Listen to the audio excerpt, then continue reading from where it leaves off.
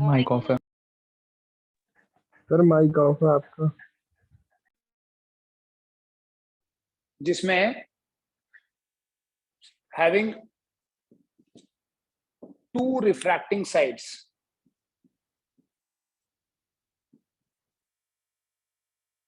दो refracting sides होती हैं which are नॉन पैरेलल। ये इंपॉर्टेंट है बेटा। लेंस में दो साइड जो होती है वो दोनों में से कम एक कर्व्ड होती है। एक सिंपल ग्लास स्लैब होगी तो उसमें ये दोनों साइड्स आपस में पैरेलल हैं। ये भी प्रिज्म नहीं है, ये भी प्रिज्म नहीं है। This a lens, this a glass slab. तो प्रिज्म में जहां रिफ्रैक्शन होगी, जिन दो सरफेसेस से रिफ्रैक्शन होती है वो दोनों सरफेसेस आपस में पैरेलल नहीं होती। सो इट इज लाइक, अगर 3D व्यू इसका देखेंगे तो ऐसा होता है प्रिज्म।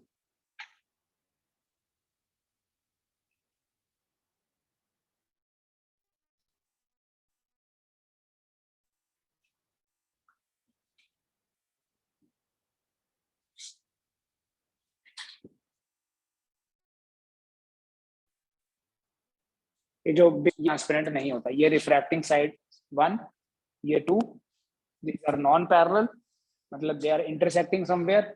ये है बेस ऑफ प्रिज्म। ये जो एंगल है इन दोनों के बीच में, the angle between the non parallel sides, the angle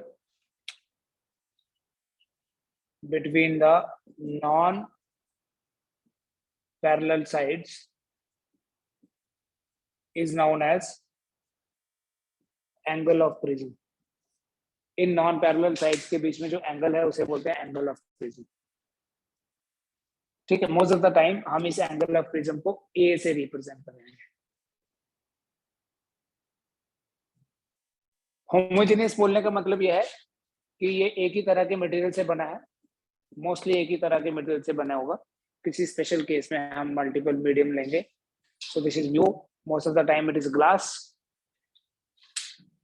ठीक है, दो रिफ्रैक्टिंग साइड्स हैं, ये एक और ये दो, दोनों आपस में पैरेलल नहीं है, तो एक वेज शेप्ड होता है। आप ऐसे याद रख सकते हैं कि जो प्रिज्म होता है वेज शेप होता है।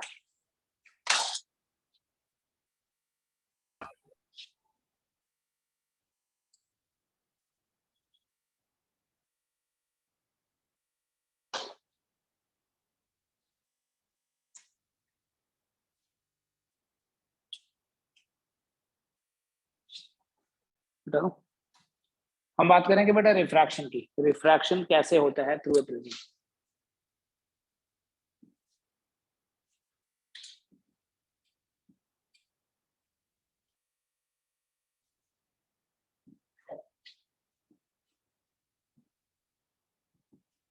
Refraction through a prism.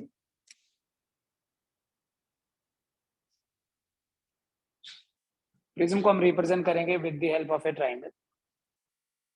अच्छा, ये भी एक मिसकंसेप्शन है कि हम इक्विलैटरल ट्रायंगल लेंगे। No, it can be any angle. Equilateral होता तो हम इसको हमेशा फिर 60 लेते, कोई भी वैल्यू हो सकती है ए की।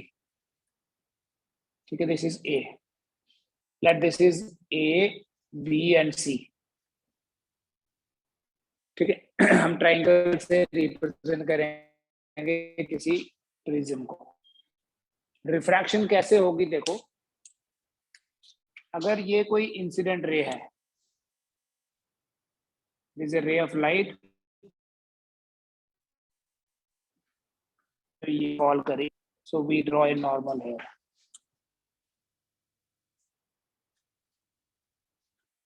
Angle between this incident ray and the normal is called as angle of incidence. फिर ये रे रिफ्रैक्ट हो गई like this, towards the normal गई, क्योंकि रेयर से डेंसर मीडियम में जा रही। सेकेंड टाइम हम एक और दूसरी बार रिफ्रैक्शन होगी, क्योंकि दो रिफ्रैक्टिंग साइड्स हैं। हम एक यहाँ नॉर्मल ड्रॉ करेंगे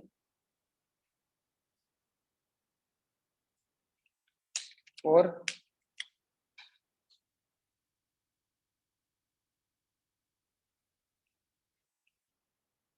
ये होगी एमर्जेंट रे।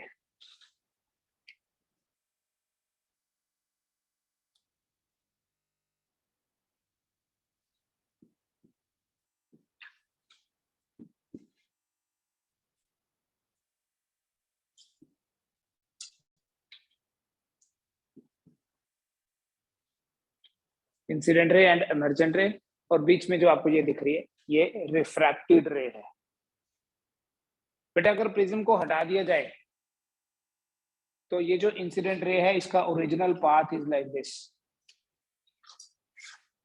बट प्रिज्म के कारण ये पाथ ऐसा नहीं रहता और ये इधर आ जाती है लाइट।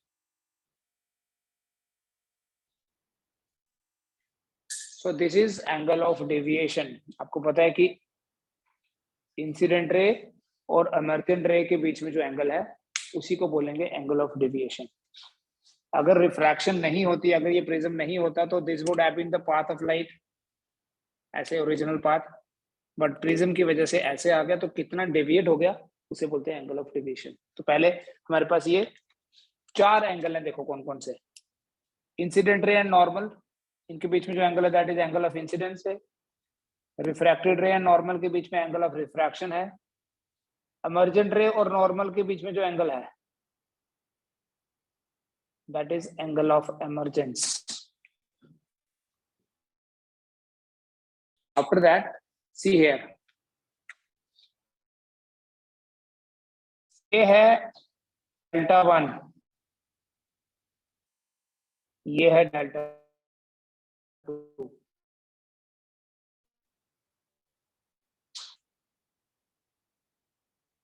कि जो रिफ्रैक्टेड रे है वो इंसिडेंट रे से कितना डेविएट हो गई, और जो एमर्जेंट रे है इसके लिए देखो, इस रिफ्रैक्शन के लिए जब यहाँ पर रिफ्रैक्शन हुई, ये इंसिडेंट रे है, ये रिफ्रैक्टेड रे है। जब यहाँ रिएक्शन हो गई, ये इंसिडेंट रे है, रिफ्रैक्टेड रे, ठीक है। ये डेल्टा 1 डेल्टा 2, इसको मैं बोल देता हूँ R1 और इसको बोल देता हूँ R2।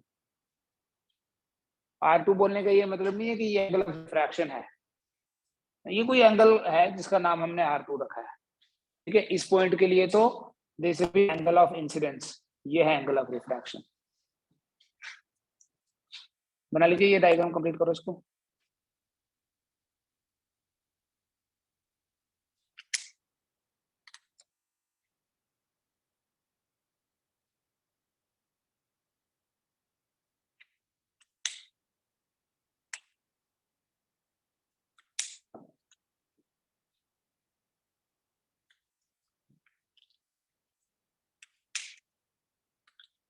लेट अस से कि हमारे जो इंसिडेंट रे है वो है PQ, QR इज रिफ्रैक्टेड रे, RS इज द एमर्जेंट रे।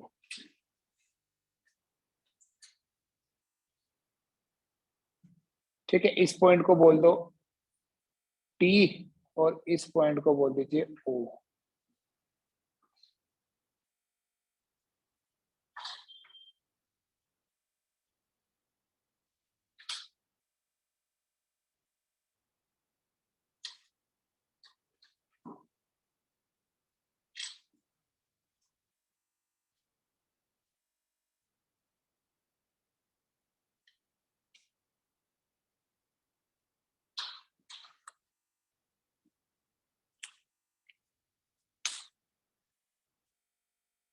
ठीक है, डायग्राम पता चल गया ना।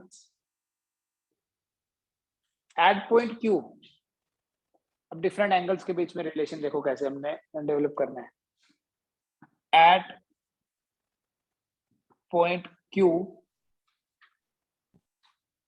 There is a property, angles की प्रॉपर्टी है कि जो वर्टिकली अपोजिट एंगल्स होते हैं they are equal.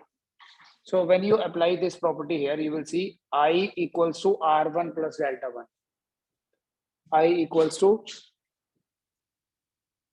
R1 plus delta 1, which means delta 1 equals to I minus R1।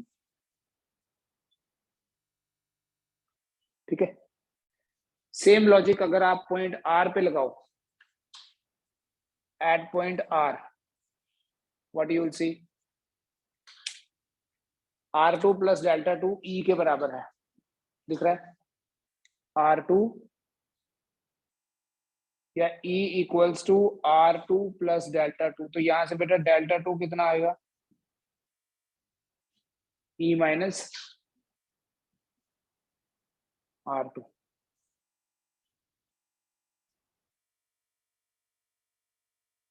ठीक है,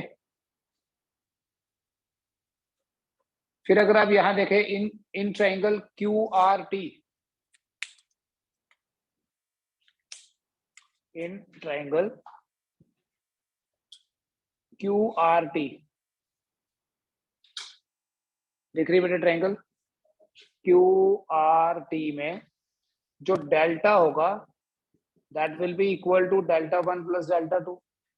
exterior angle is equal to sum of interior opposite angles. So thereby आपके पास एक रिलेशन आएगा between delta and IE, दोनों आ जाएंगे। Delta 1 की जगह आ जाएगा I माइनस R1 और डेल्टा 2 की जगह आ जाएगा E माइनस R2। फर्दर आपके पास ये डेल्टा क्या बनेगा बेटा?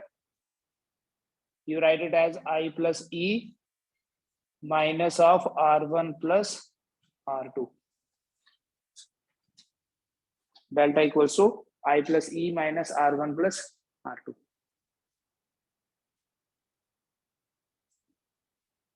ठीक है, इसे हम बोल देते हैं इक्वेशन नंबर 1।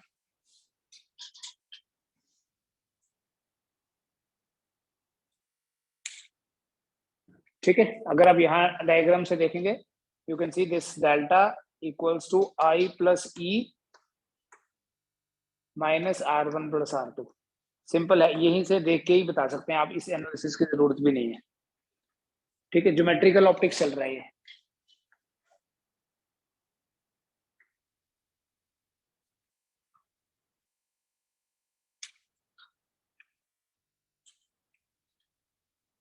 उसके बाद देखिए, अब यहाँ हम किसी तरीके से ना एंगल ऑफ प्रिज्म को इंट्रोड्यूस करते हैं सो दैट हम डेल्टा को एक्सप्रेस कर सकें इन टर्म्स ऑफ ए। वो आपका एक एक्सपेरिमेंटल वो भी है, टॉपिक भी है, जिसमें हम एंगल ऑफ डेविएशन फाइंड करते हैं in terms of angle of prism. देखो बेटा, यहाँ आपको एक क्वाड्रिलेटरल दिख रही होगी। इन क्वाड्रिलेटरल AQOR, वापिस ए लिख देता हूं जिससे पता चल जाएगा पूरा path. It is AQOR A। देखा, what is the sum of all the angles of a quadrilateral? 360, है ना। सो यहां लिखेंगे इस क्वाड्रिलेटरल में ए पॉइंट पे जो एंगल बन रहा है वो तो ए ही है, प्लस एंगल AQO, ऐसे लिखता हूं AQO प्लस QOR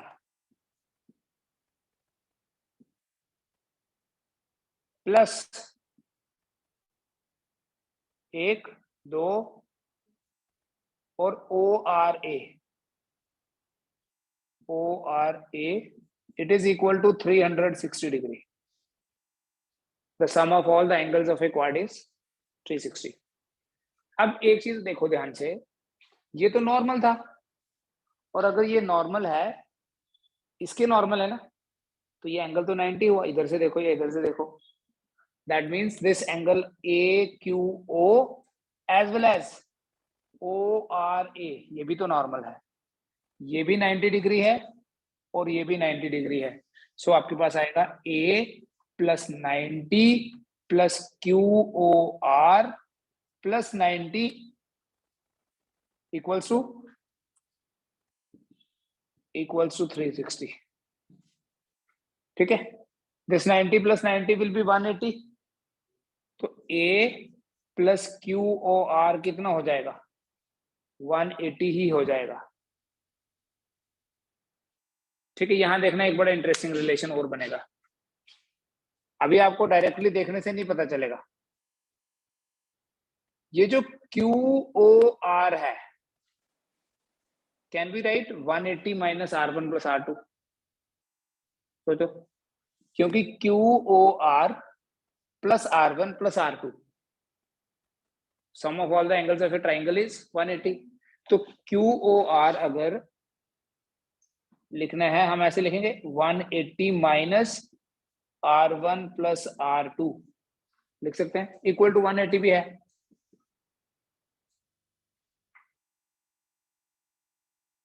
ठीक है, यहां से 180 शिफ्ट कर दोगे उधर 0 हो जाएगा, तो आपके पास आएगा A minus R1 plus R2 equal to 0, या क्या बनेगा इसके बेसिस पे, हाँ A equals to R1 plus R2 direct लिखो। ये भी आपको एक फॉर्मूला बन गया है, इसको भी यूज करना है in numericals. So I will call this equation as equation number 2। Put this second equation in equation 1।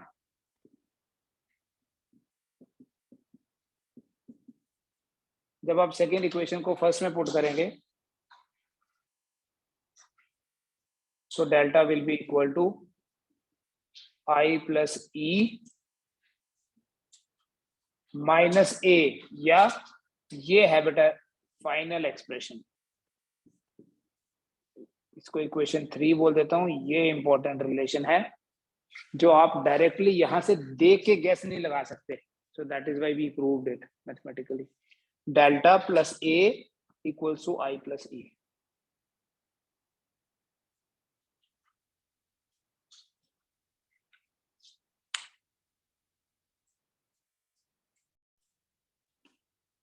कौन कौन से रिलेशंस आपने याद रखने हैं? ये हमारे पास PQ इंसिडेंट रे है, angle of incidence is I। एक तो आप याद रखोगे delta plus A equals to I plus E। ठीक है, जिसके बेसिस पे ये बोलना कि delta equal to I plus E, जो हमारी जो लास्ट वाली इक्वेशन है मैंने पहले वही लिखी, R1 plus R2 minus A, sorry I plus E minus A। ठीक है, और दूसरा ये याद रखें कि R1 प्लस R2 जो है that is equal to A। Main यही है, एक फाइनल रिजल्ट और एक जो हमने बीच में निकाला। बेटा अगर हम ग्राफ प्लॉट करें ना, ये एक्सपेरिमेंटल ग्राफ है, आपका 12th में प्रैक्टिकल भी है, इस पे बेस्ड एंट्रेंस में भी क्वेश्चन आते हैं अभी प्रैक्टिकल बेस्ड। अगर हम एक ग्राफ प्लॉट करें between delta and E experimentally, prism लेके, प्रिज्म का यही एक्सपेरिमेंट 12th के सिलेबस में भी रहेगा, डिफरेंट एंगल ऑफ इंसिडेंस ले लेंगे। एक बार यहाँ से लाइट फॉल कर रही, लाइट कहाँ से आएगी, ये बेसिकली हम लाइट का कोई सोर्स लेते हैं, जैसे कोई लेजर ले लिया, एक लेजर बीम ऐसे जाएगी, मोनोक्रोमेटिक होती है वो, तो मोनोक्रोमेटिक होती है तो उसमें डिस्पर्जन नहीं होगा, डिस्पर्जन अभी बाद में पढ़ेंगे। जैसे रेड कलर की एक लाइट यहाँ से इस पे फॉल करेगी, यू कैन सी यहाँ से इधर गई और इधर से आई वापस। ठीक है, ये सारी चीजें विजुअलाइज की जा सकती है। तो एंगल कैसे चेंज करते हैं, पहले ऐसे फॉल कर रही थी, देन ऐसे कर लेंगे, एंगल ऑफ इंसिडेंस बढ़ जाएगा, इधर कर लेंगे, एंगल ऑफ इंसिडेंस कम हो जाएगा। अगर हम एक प्लॉट करें graph between angle of incidence and angle of deviation, if you plot a graph between angle of incidence which is I and angle of deviation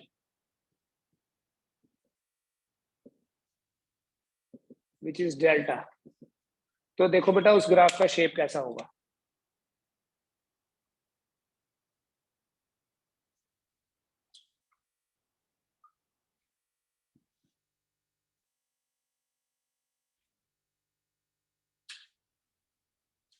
taking delta along y axis और angle of incidence को along x axis लेके, if we plot a graph, the graph is like this। Experimentally हमें यही graph बनाना पड़ता है। यहाँ क्या note करना है बेटा, आल्दो अगर आप एंगल ऑफ इंसिडेंस देखें, यहाँ कोई एंगल ऑफ इंसिडेंस है, यहाँ कोई अलग एंगल ऑफ इंसिडेंस है, इस एंगल ऑफ इंसिडेंस के लिए भी डेविएशन की उतनी वैल्यू जितनी इसके लिए। सो इसको तो इसके ऊपर हम कंसंट्रेट नहीं करेंगे। ग्राफ की शेप कैसी है, with increase in angle of incidence the angle of deviation first decreases and then increases.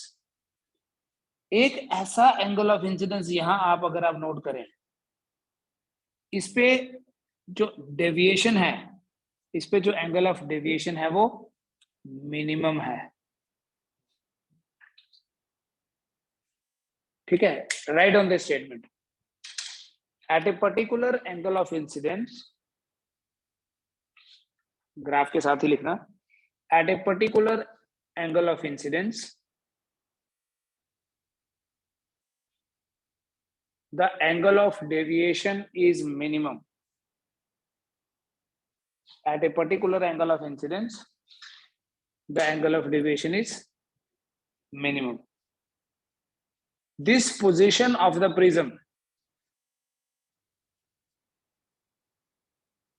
this position of the prism is called as minimum deviation position. यही हमने एक्सपेरिमेंटली फाइंड करनी होती है कि मिनिमम डेविएशन पोजीशन।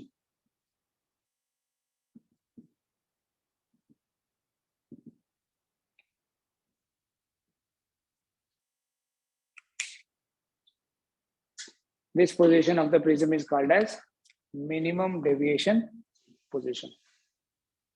देखो, at this position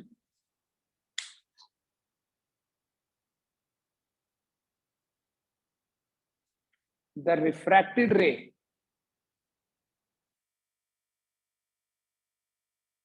is parallel to the base of prism. At this position, the refracted ray is parallel to the base of the prism. देखना, ये हमारा प्रिज्म है,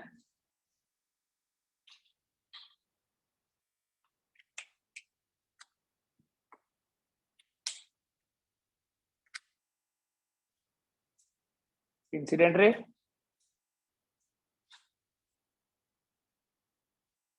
parallel to the base of prism, and ये है refracted रे। इसको symmetric position of prism भी बोलते हैं। अगर यहाँ एंगल ऑफ डेविएशन देखना है आपने, इंसिडेंट रे का पाथ, रिफ्रैक्टेड रे का पाथ, और ये एमर्जेंट रे का पाथ जो है, ये जो एंगल है बेटा, इसे डेल्टा एम से रिप्रेजेंट करते हैं, M for minimum. At this angle, at this position, angle of deviation जो है वो मिनिमम है, angle of incidence is here, angle of emergence is here. बेटा प्रिज्म सिमेट्रिक पोजीशन बोलते हैं इसको प्रिज्म की। Minimum deviation position is always the symmetric position of the prism.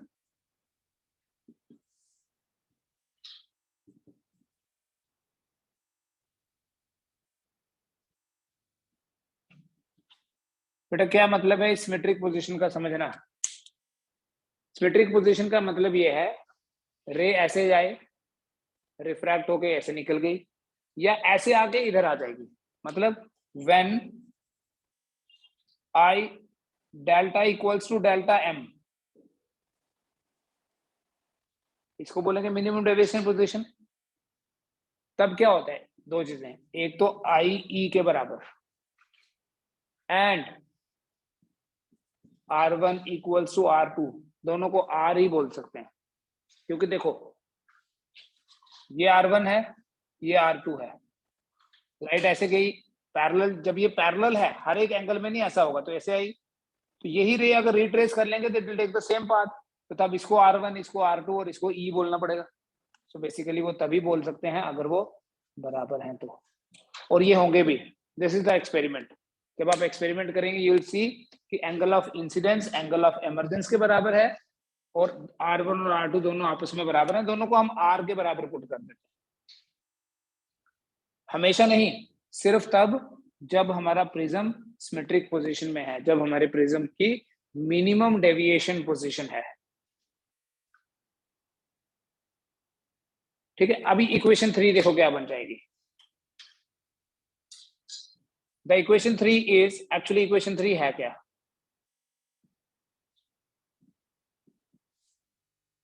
I plus E या delta plus A equals to I plus E. Can I write delta M plus A equal to I plus I? तो यहां से आई कितना बना?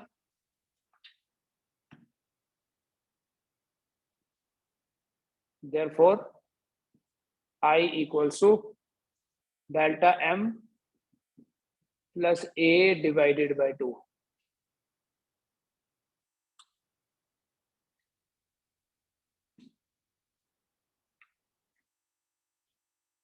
Delta m plus a divided by 2. Also equation का number अगर नहीं भी याद है, वी नो कि R1 प्लस R2 होता है A, लेकिन यहां हम ले रहे हैं R1 और R2 दोनों बराबर हैं।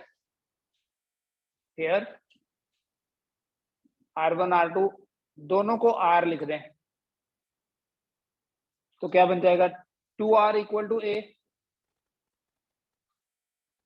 therefore 2R equals to A means R equal to A by 2.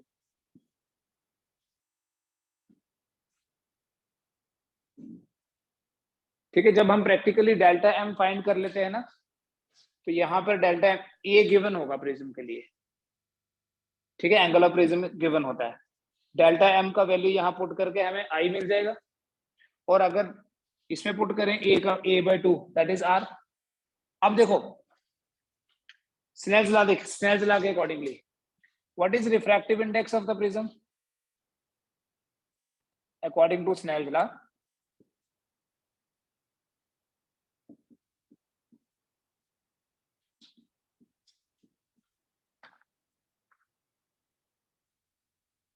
we have mu equal to sin I divided by sin R, which means mu equal to sin of I की जगह क्या लिख देंगे? Delta M plus A by 2, और sign are, are की जगह क्या लिख देंगे? Sine of A by 2।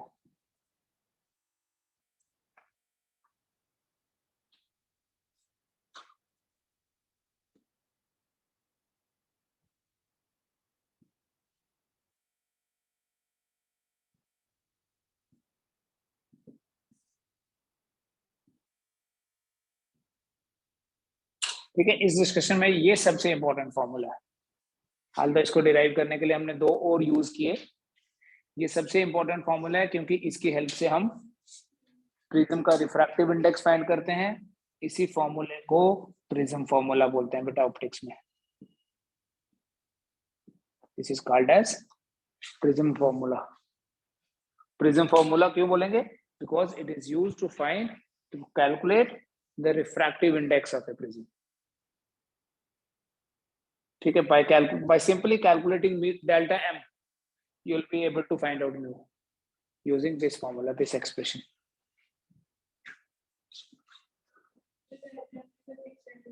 किसकी किसकी? डेल्टा एम की फिक्स वैल्यू नहीं होगी, डिपेंड करेगा। देखो म्यू चेंज, प्रिज्म चेंज करोगे तो हर एक प्रिज्म के लिए डेल्टा एम डिफरेंट होगा, हर एक ए के लिए डेल्टा एम डिफरेंट होगा। ग्लास है ना, ग्लास के लिए फिक्स होगा, पर प्रोवाइडेड ए भी तो सेम होना चाहिए। मतलब सारे प्रिज्म, अगर ये ए डिफरेंट हुआ, सोचो ए डिफरेंट होगा तो आर डिफरेंट हो जाएगा। ऐसे है, एक प्रिज्म ऐसा है, एक प्रिज्म ऐसा है।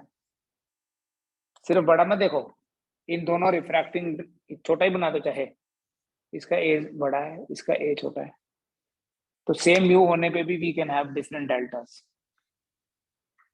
बट वो एक ही ऐसी पोजीशन होगी एक प्रिज्म के लिए जिसमें आई और ई R1 और R2 बराबर होते हैं। ठीक है, तो इस सीरीज में refraction through a prism we now have 3 expressions. R1 plus R2 equal to A, delta plus A equal to I plus E, और तीसरा जो अभी किया mu equal to sine of delta m plus A by 2, sine of A by 2।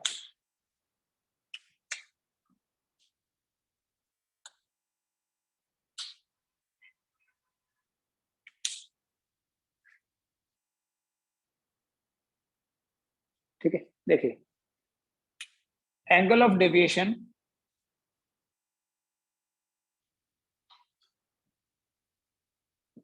For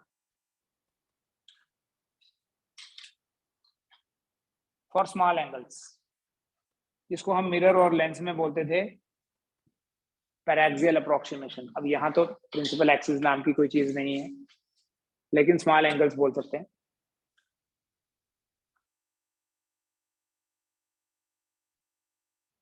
diagram same है देखने में तो।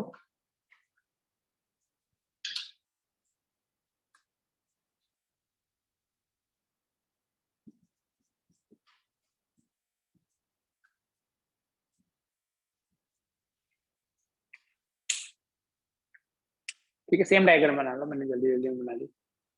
यहाँ पर अप्लाई करें, ये हमारा पी क्यू था, कुछ और नाम था, क्यू आर, ऐसे ही था शायद। Apply Snell's law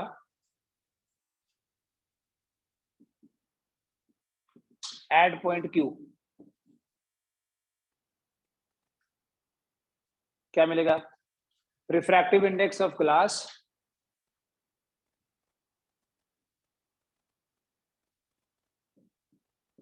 with respect to the surrounding medium is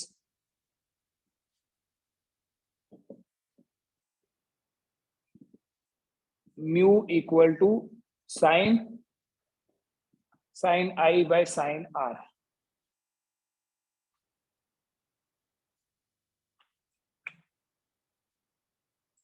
For small angles,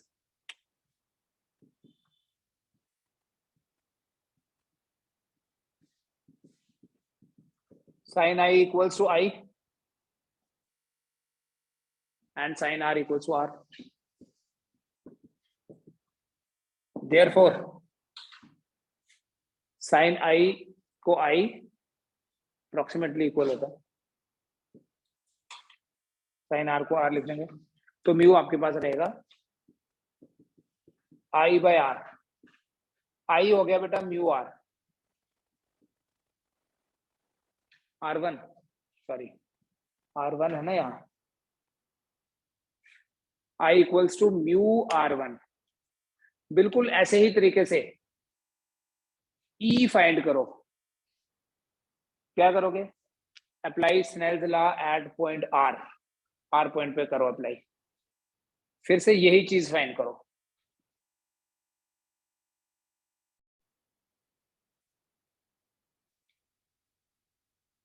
apply Snell's law at point R। So refractive index of glass with respect to the surrounding medium is mu equal to sin E upon sin R। तो approximately E by R हो गया, direct लिख देता हूँ small angles के लिए, E by R हो गया फॉर स्मॉल एंगल्स। तो E कितना हो गया? Mu R। Therefore E equals to mu times R2। R2 है बेटा यहाँ।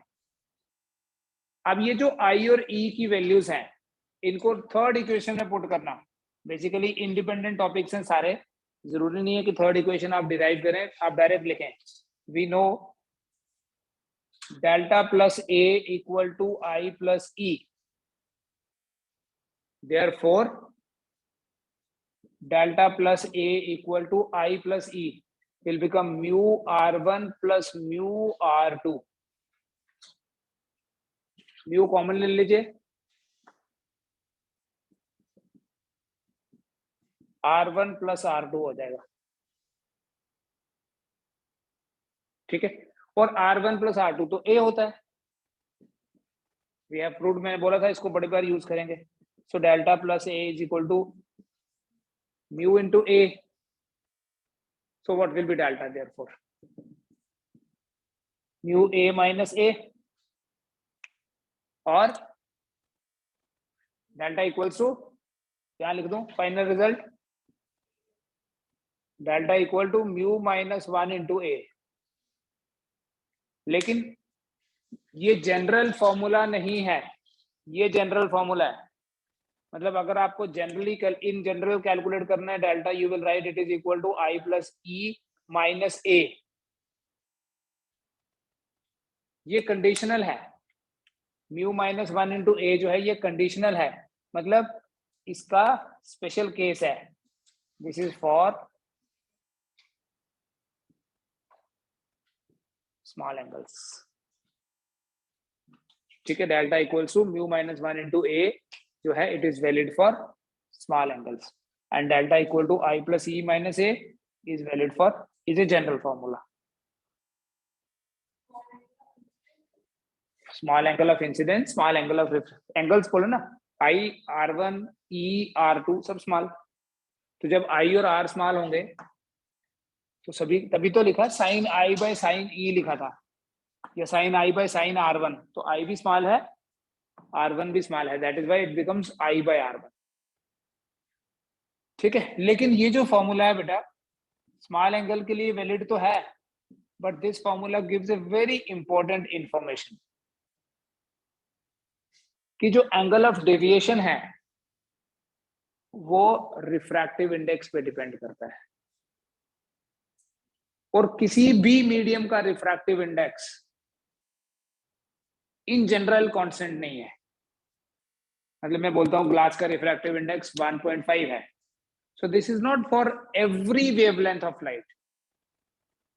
For different wavelengths the refractive index of a medium is different.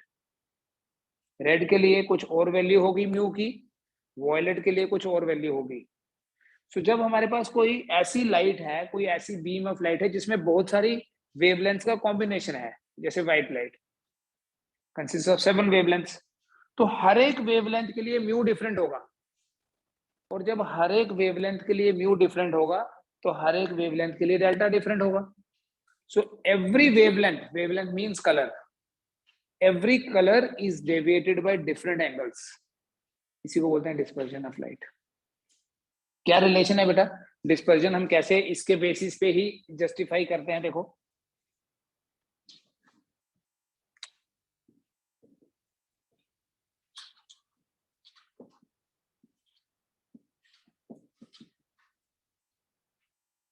dispersion is basically the phenomena of splitting of white light,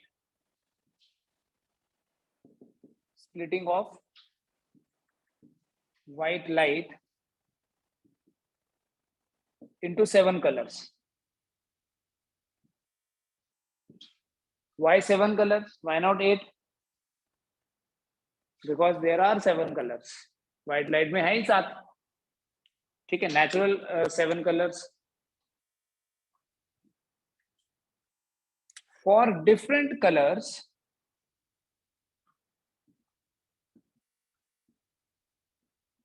colors means wavelengths. For different colors, the refractive index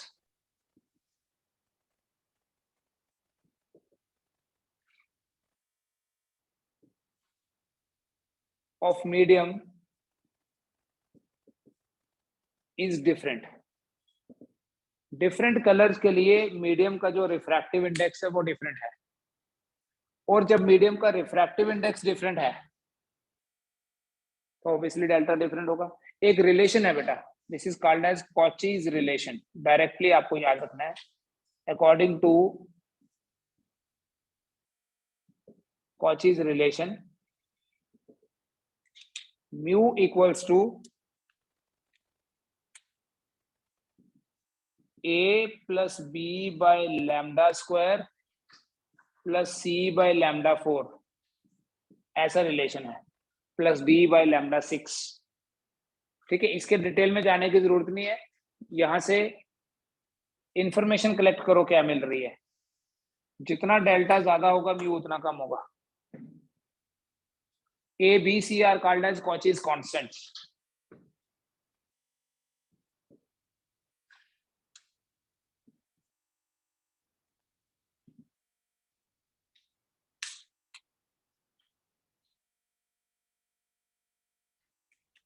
If lambda is more, mu is less. And vice versa. Lambda ज्यादा होगा तो mu कम होगा, lambda कम हुआ तो mu ज्यादा, and obviously mu ज्यादा हुआ तो डेल्टा ज्यादा होगा, और म्यू कम हुआ तो डेल्टा भी कम होगा। अब वाइड लाइट पे आते हैं बेटा। वाइड लाइट में सबसे ज्यादा वेवलेंथ किसकी है? रेड की। वाइड लाइट में जो वेवलेंथ रेंज है that is approximately 6000 angstrom to 8000 angstrom corresponding to violet and red। ठीक है, वाइट लाइट में जो लैम्डा रेड का है वो मैक्स है, एंड वॉयलेट का जो लैम्डा है वो मिनिमम है। ठीक है, lambda for red is maximum. Therefore अगर हम ग्लास प्रिज्म की बात करें, बोलेंगे mu red is less than mu violet.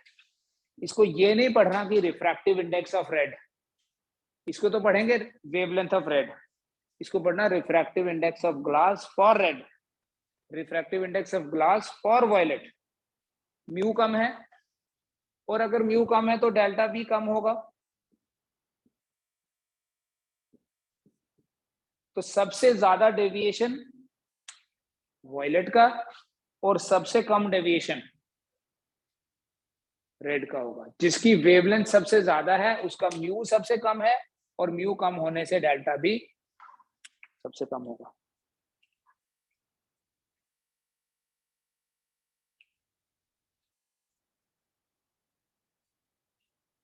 ठीक है, ये पॉइंट्स बना लो और इसी को डायग्राम की फॉर्म में एक्सप्रेस करेंगे। नोट कर लिया ना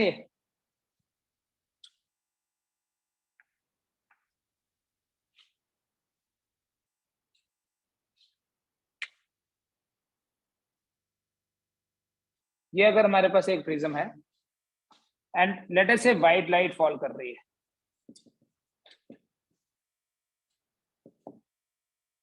this white light will get splitted into 7 colors। बिना प्रिज्म के ये लाइट ऐसे चली जाती, original path of light, but for all the different colors the wavelength having different wavelength, the refractive index is different, so ये सबका deviation अलग अलग एंगल से होगा। ठीक है, जैसे पहले बना रहे थे वैसे ही, बट अब मल्टीपल बनाना पड़ेगा आपको। ये सबसे कम डेविएशन और ये सबसे ज्यादा डेविएशन। सबसे ज्यादा वॉयलेट का, this is called as delta V, this is delta R. ठीक है, ऐसे जा रही थी, जो ऐसे गई वो रेड, और नीचे don't think these are parallel, this is violet, this is red, and बीच में हमारे और कलर्स होंगे। ठीक है, इस वाइट लाइट में मीन कलर पता है कौन सा है? एवरेज ग्रीन नहीं है, yellow colour is called as a mean colour. Actually yellow की जो वेवलेंथ है या येलो का जो डेविएशन होता है ना, that is average of red and violates deviation. इसलिए सेंटर में आपने येलो रखना है, ऊपर ऑरेंज और रेड ही है, खाली थोड़ा सा अच्छे से बना लेना इसको, ऑरेंज एंड रेड, और नीचे ये 3 है, Indigo, blue and green. Red और वॉयलेट को बोलते हैं एक्सट्रीम कलर्स,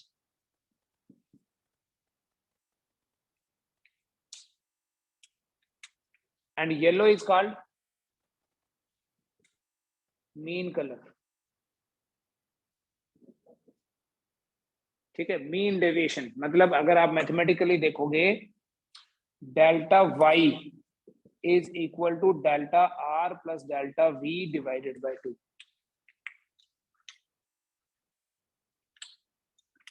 ठीक है, इतना रखो आज। Will continue with the same diagram tomorrow, फिर प्रिज्म पे बेस्ड न्यूमेरिकल्स करेंगे।